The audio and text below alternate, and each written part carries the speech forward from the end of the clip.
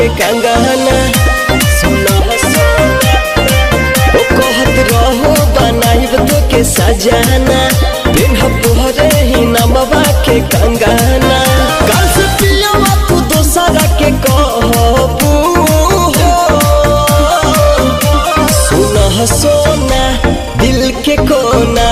जीवन भर तू ही रहबू सुना सोना दिल के कोना जीवन भर तू ही रहबू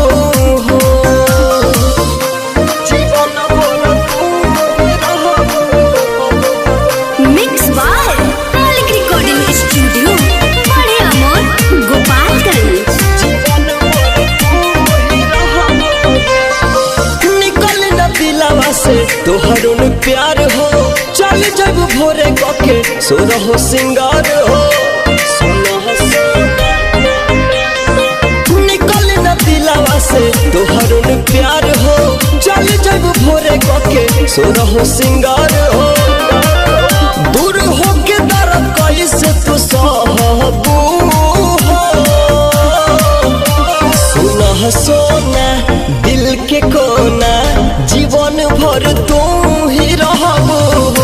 सुना सोना दिल के कोना जीवन भर तू ही रहबू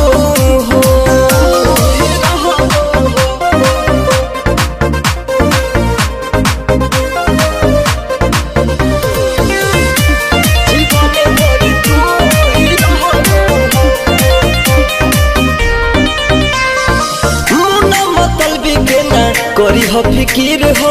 राजकुमार राजू कबो करी ना जिकिर हो सुनो